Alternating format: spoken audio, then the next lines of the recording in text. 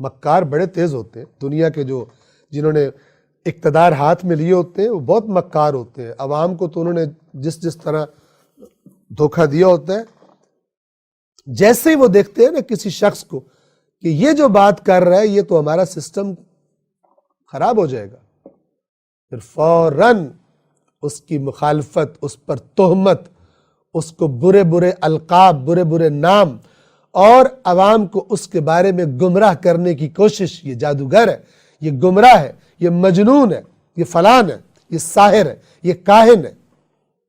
یہ وہ القاب ہے جو قرآن نے بتایا رسول اللہ کو دیے جاتے تھے. سمجھنے والی عقلیں، استعمال ہونے والی عقلیں اللہ ہم سب کو عطا فرمائے. اللہ نے اپنے رسول کو بھیجا تاکہ اللہ کے بندوں کو بتوں کی عبادت سے نکال کر اللہ کی عبادت کی طرف لے آئے، اور شیطان کی اطاعت سے نکال کر اللہ کی اطاعت، یعنی اللہ کا قانون، اللہ کی شریعت کے مطابق زندگی گزارے گا. کیسے کریں گے رسول اللہ؟ کیا چیز دی اللہ نے اپنے رسول کو؟ مولا فرما رہے بِقُرْآنٍ، ایک قرآن کے ذریعے، ایک قرآن کے ذریعے. اس قرآن کی صفت کیا ہے؟ مولا کے الفاظ سے سنیے. اللہ نے تو اپنی کتاب کی تعریفیں کہ یہ ہم نے اس کو سمجھنے کے لیے، نصیحت لینے کے لیے آسان کر دیا ہے. اللہ نے تو نصیحتیں کر دی. اب جو کہتے ہیں اس کو یہ سمجھ میں نہیں آتا، اللہ کی گرفت میں تو آئیں گے قیامت کے دن. اب ذرا اگر مولا علی کے ماننے والے ہیں تو ذرا مولا علی کے الفاظ بھی سن لیں، تاکہ پتہ چل جائے کہ مولا علی بھی ان لوگوں کو کیا کہیں گے قیامت کے دن کہ تم نے قرآن کے ساتھ کیا سلوک کیا تھا.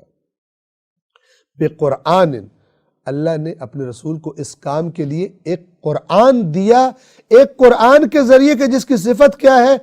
قَدْ بَيَّنَهُ وَأَحْكَمَهُ. دو صفات بتائی.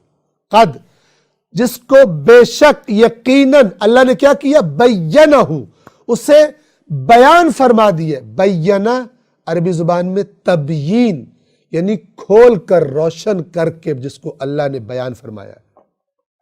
پزل اور کوڈ نہیں نازل کیا اللہ نے،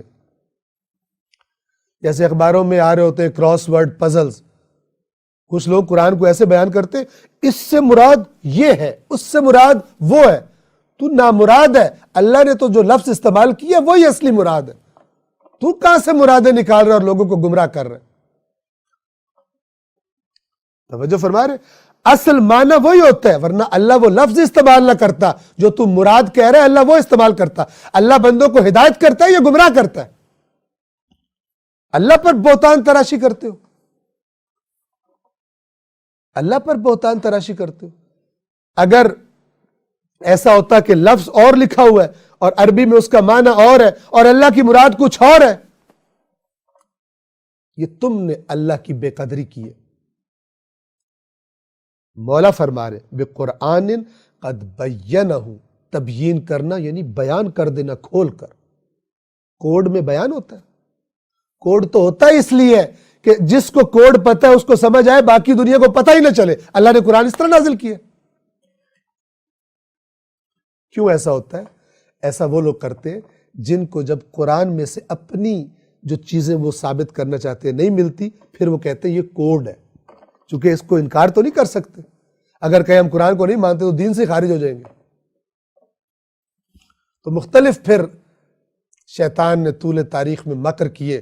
بعض دفعہ اہل بیت اطہار کے نام پر ایسی روایتیں بیچ میں شامل کر دی کہ جن کو پڑھنے کے بعد لوگ قرآن مجید سے دور ہو جائیں. اہل بیت کیسے کہہ سکتے ہیں جب مولا یہ فرما رہے ہیں مثال کے طور پر؟ اور اگر آپ کہیں یہ بھی تو حدیث ہی ہے، ٹھیک ہے یہ غلط، تو میں عرض کروں گا قرآن تو معیار ہے، قرآن مجید تو معیار ہے. اور اگر قرآن جس کے پاس نہیں ہے اس کے پاس کچھ نہیں ہے اسلام کا، ختم ہو گیا. گارنٹیڈ چیز کوئی نہیں بچی جو یہ کہتا ہے قرآن نہیں ہے ہمارے پاس. اللہ نے تو کفر کے ساتھ مقابلہ کرنے کے لیے، شرک کے ساتھ مقابلہ کرنے کے لیے، معاشرے میں ایک عظیم انقلاب برپا کرنے کے لیے، اور کیسا انقلاب تھا وہ. آج میں اور آپ جو مسلمان بن کے بیٹھے اس انقلاب کے اثرات ہیں. اور وہ اس انقلاب کا سلیبس کیا تھا، اس انقلاب کے اندر طاقت بھرنے والی چیز کیا تھی؟ مولا فرما رہے بِقُرْآنٍ، ایک ایسے قرآن کے ذریعے قد بَيَّنَهُ، جس کو بے شک اللہ نے بیان کر دیا ہے، وَأَحْكَمَهُ، اور اس کو محکم بنا دیا ہے، پکا کر دیا ہے۔ جس کے بارے میں یہ ہو کہ یہ مراد ہے، یہ مراد ہے، یہ مراد ہے، وہ محکم ہوتا ہے۔ جس کے بارے میں کچھ جہلا کہتے ہیں قرآن کے تو 50 ایک لفظ کے معنی ہوتے ہیں، ہمیں کیا پتا کیا معنی ہے؟ اللہ کو نہیں پتا تھا۔ آپ تصور کریں اگر قرآن کا ہر لفظ پڑھتے وقت 50 معنی ہو سکتے ہیں اس کے، تو یہ کتاب ایسی دنیا میں اتنی نہ سمجھ میں آنے والی کتاب کون سی رہ جائے گی؟ اس کو کسی کو پڑھنے کا بھی دل نہیں کرے گا۔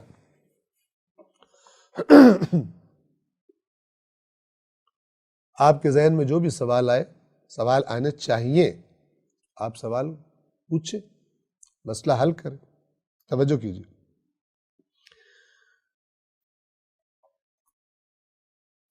تاکہ اس کے بندوں کو محکم اور واضح قرآن کے ذریعے، محکم احکمہ، بینہ، ترجمہ انہوں نے کیا ہے علامہ مفتی جعفر حسین نے، واضح قرآن کے ذریعے۔ کس چیز کو واضح کہا جا سکتا ہے؟ اللہ نے اپنی آیات کو فرمایا آیات بینات، میرے قرآن کی روشن آیات، تلک آیات الکتاب المبین، میری روشن کتاب کی آیات۔ کیسے اللہ کو وہ جواب دیں گے جنہوں نے اپنی عوام کو قرآن کے بارے میں الٹے سیدھے ڈھکوسلے دے کر دور کر دیا، اور پہلے جا کے 40 علوم پڑھو پھر قرآن پڑھو۔ اللہ ان کو توفیق ہی نہیں دیتا قرآن پڑھنے کی۔ یہ وہ 40 علوم پڑھتے پڑھتے قرآن سے باہر سے اتنے عقائد اور افکار اور نظریات اپنے ذہن میں پکے کر لیتے ہیں کہ بعد میں اگر ان کی زندگیوں میں قرآن کی باری آ بھی جائے، اول تو صرف تقریریں تیار کرنے کے لیے قرآن کی خاص آیتیں دیکھتے ہیں، اور اگر کبھی قرآن پڑھنے کی توفیق ان کو مل بھی جائے تو اتنے پکے نظریات ان کے ذہن میں پہلے ہو گئے ہوتے ہیں قرآن سے باہر ہی بائی پاس کر کے ہی قرآن کو، کہ اس کے بعد پھر ان کے پاس راستہ کوئی نہیں بچتا سوائے قرآن کی تعویلیں کرنے کے، اپنی مرضی کے، اپنی مرضی کی تعویلیں کرتے۔ لیکن اللہ کریم نے راستہ کھلا رکھا، اس نے کہا یہ میرے قرآن کا متن آیات بینات ہے۔ جو اللہ پہ اعتماد نہ کرے اور اپنے مولانا پہ اعتماد کر لے، خود ذمہ دار ہے۔ بِقُرْآنٍ قَدْ بَيَّنَهُ وَأَحْكَمَهُ لِيَعْلَمَ الْعِبَادُ رَبَّهُمْ إِذْ جَهِلُوهُ، تاکہ بندے اپنے پروردگار سے جاہل اور بے خبر رہنے کے بعد اسے جان لے، اپنے اللہ کو، اپنے رب کو جان لے۔ پہلے جاہل تھے، پہلے اس کو بھی رب مانتے تھے، مکے والے ساتھ اور بھی رب بنائے ہوئے تھے۔ اپنے رب کو اس قرآن میں سے پہچان لے۔ انشاءاللہ اس خطبے کو ہم کل جاری رکھیں گے۔ السلام علیکم ورحمۃ اللہ وبرکاتہ۔